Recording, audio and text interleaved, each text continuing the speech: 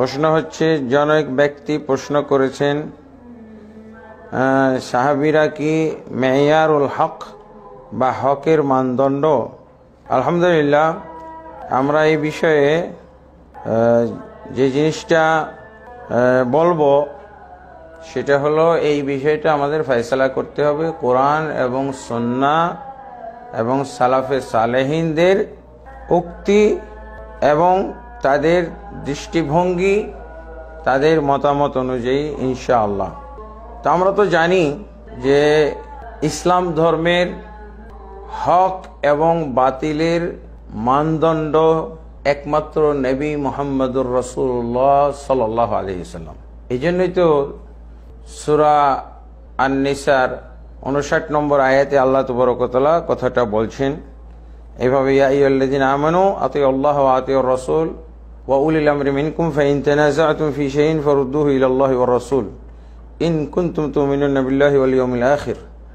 এই আয়াতের নির্দেশনা হলো, আল্লাহ বলছেন, তো হে ঈমানদারগণ, তোমরা আল্লাহকে অনুসরণ করো, রাসূলকে অনুসরণ করো এবং তোমাদের উলিল আমরদের, উলুল আমর বলতে হলো যারা দায়িত্বশীল, যারা রাসূল বাদ দিয়ে যে কোনো দায়িত্বশীল ইসলামী রাষ্ট্রের, ইসলামী সমাজের, এবং তাফসিরের মধ্যে বলা হয়েছে আল উলামা ওয়াল হুক্কাম, আল হুক্কাম ওয়াল উলামা, শাসক গোষ্ঠী এবং এই উম্মতে মুহাম্মাদের আলেম ওলামা।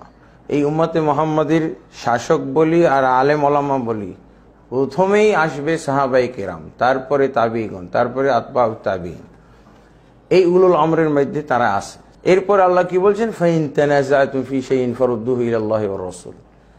যদি উলুল আমর এবং আল্লাহ রাসূলের কথার সাথে কোনো ধরনের কনফিউশন, কন্ট্রাডিকশন, ভিন্নতা দেখা যায়, তো আল্লাহ কি বলছেন, ফারুদ্দুহু ইলাল্লাহি ওয়ার রাসূল, সেই বিষয়টা আল্লাহ এবং আল্লাহর রাসূলের দিকে ফিরিয়ে দাও। এবং উলুল আমর আবু বকর হইতে পারে, ওমর হইতে পারে, ওসমান হইতে পারে, সাহাবায়ে কেরাম হইতে পারে, লক্ষ লক্ষ সাহাবা। ইমাম মুজতাহিদ এগুলো তো হলো অনেক পরের সিরিয়াল। যখন কোনো মতবিরোধ দেখা দিবে, মতবিরোধ আল্লাহ এবং আল্লাহর রাসূলের মধ্যে কখনো থাকে না, আল্লাহ এবং আল্লাহর রাসূলের সাথে উলুল আমরদের মতভেদ থাকে। আর এই মতভেদের সময় আল্লাহ তাবারক ওয়া তাআলার কথা হচ্ছে যে বিষয়টা একমাত্র আল্লাহ এবং আল্লাহর রাসূলের কাছে পেশ করতে হবে সমাধান নেওয়ার জন্য। বাস এক আয়াতেই তো স্পষ্ট হয়ে গেল।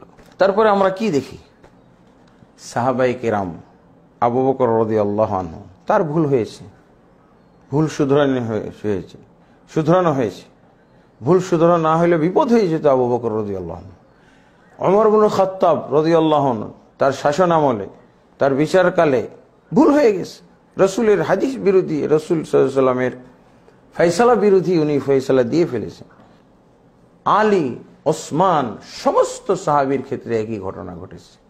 হ্যাঁ, যেসব বিষয়ে আল্লাহ এবং আল্লাহর রাসূল থেকে স্পষ্ট বক্তব্য পাওয়া যায় না, স্পেসিফিক বিষয়ে স্পষ্ট বক্তব্য পাওয়া যায় না, সেই ক্ষেত্রে সাহাবায়ে কেরাম সম্মিলিত মত, তাদের ইজতিহাদ, তাদের ইজমা, এইটা দলিল হইতে পারে।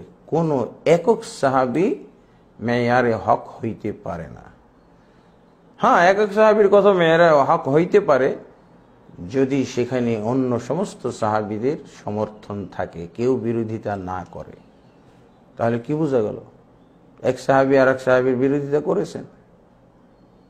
আর আমাদের দেশে একটা ঝামেলা হইল, কারণ আমরা জয়ীফ এবং জাল হাদিসের পক্ষের লোক, তো যার জন্য আমাদের অনেকের মাথায় বদ্ধমূল হয়ে আছে এই জাল হাদিসটি। সাবধান মুসলমান, এই হাদিসের ধারে কাছে যাবেন না, নাজায়েজ, হারাম।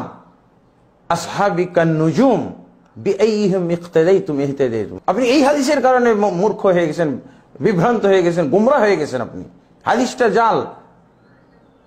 আপনি বলতেছেন না রাসূলের হাদিসকে জাল বলা যাবে না, জয়ীফ।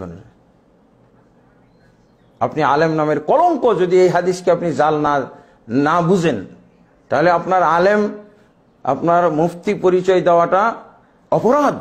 কোন একক সাহাবী, সাহাবায়ে কেরাম সাহাবের কি বলেছেন, ইবনে ওমর রাদিয়াল্লাহু আনহু কাছে ধরা পড়েছে।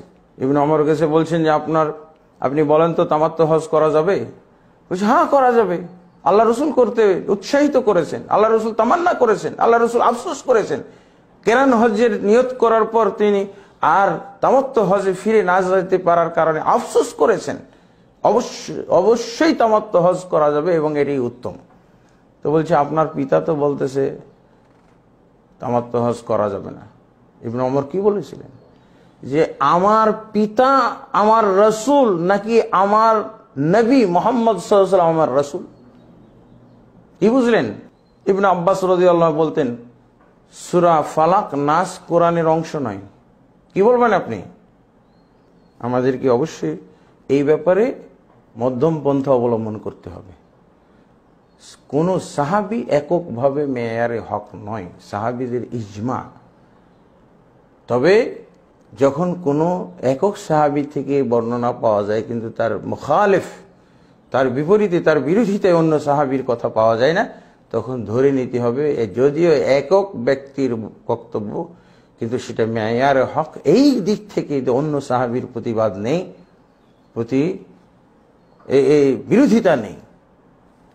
আশা করি বুঝতে পেরেছেন। এইভাবেই বাস্তবতা, এই বাস্তবতা মানতে হবে। একটা এলমি বিষয়কে এলমি ভাবেই মানতে হবে, কুসংস্কারের মতো নয়। আপনার অতিভক্তি দিয়ে কোনো ফয়সালা হইতে পারে না, আপনার জাল হাদিসের ভিত্তিতে কোনো ফয়সালা হইতে পারে না। ইখতিলাফু উম্মতি রহমাতুন আসহাবি কান্নুজুম বিআইহিম ইক্তাদাইতুম ইহতাদাইতুম, এগুলো বাজে কথাবার্তা। আল্লাহ তাবারক ওয়া তাআলা আমাদেরকে সত্য এবং সঠিক যেটা বুঝার তৌফিক দান করুন। আল্লাহুম্মা আমিন।